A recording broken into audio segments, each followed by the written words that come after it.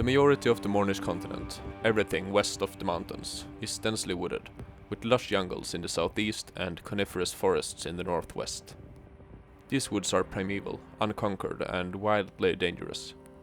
Moss, roots, and thickets cover the forest floors, with only the occasional rock or ancient ruin poking through the undergrowth. The woods and earth shifts and heaves at a sluggish pace, ebbing and flowing like the tides. The movement is powerful enough to crush towers, walls, or roads, with hills, ridges, and gorges constantly disappearing or forming anew. The giant Mornish trees seem alive with predatory instinct. Tall, strong, and rooted deep, they don't whip or strike, but they slowly reach for their prey, creaking and groaning.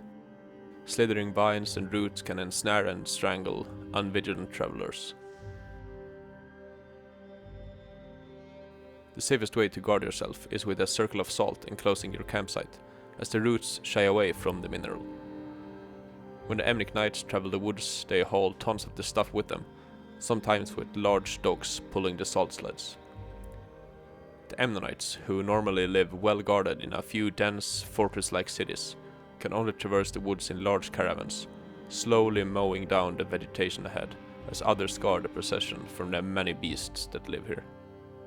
Only a handful of Emnic campaigns are organized every year.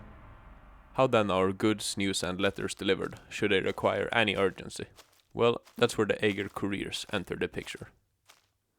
Agir have an, to Amnonite eyes, uncanny ability to move through nature, unseen, unheard, and untroubled. Tiny groups can leave their clans for weeks or months at a time, to travel far and wide to deliver messages and parcels.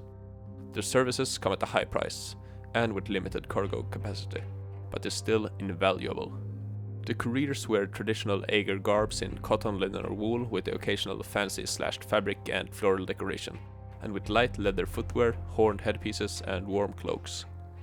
They carry a minimal equipment setup for a Mornish traveler: a bag of salt, a knife, a saber, and a sharpening stone, eating utensils, and flint and steel.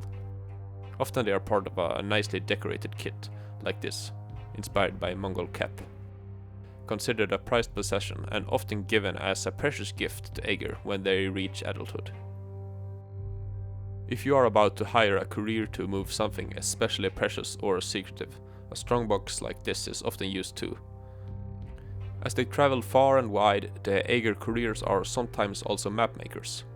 It's hard to map the ever-changing Mornish terrain, but they still have their uses, and are especially invaluable for those that record and attempt to predict the way the forest moves.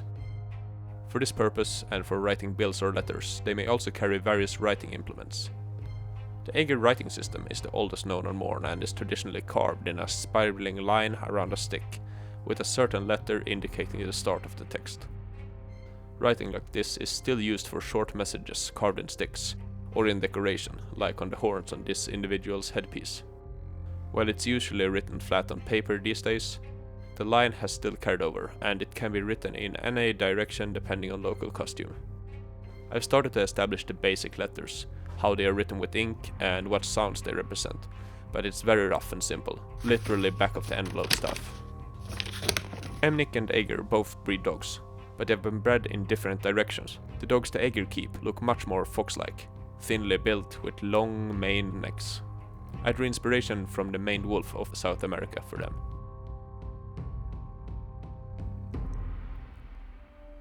For the client that wants their parcel especially well protected, there exist heavily armored guard couriers, though they demand a higher fee. If you've seen my earlier video on the Soldiers of Morn, there's nothing much to add here. She's wearing lamellar armor and carrying a traditional Agir saber, inspired by a Burmese da. Instead, I want to take the opportunity to have a look at if and how my art has improved in the 1 year since the Worldbuilding project, Heroes of the Ravaged Gardens, started, by comparing it to a character, an Agir soldier, that I drew in my first drawing world-building video.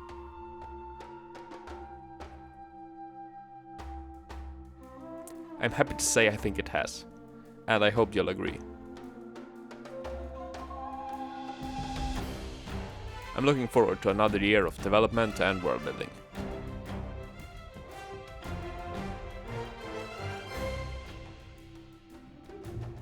That's all for this video. As you may have noticed at the start, I've been working a little on updating and refining the world map, locking down some major names and places. In its current state, it's drawn from an Emnic perspective, with hardly any Marakian or Agir locations marked. Partly that is because I want to tell the story of this world from an Emnic point of view, and I'd like to keep a little mystique. But we'll see. Maybe we'll have a little tour of Morn when it's nearer completion. Alright, that's it. Thank you for watching the video. Bye!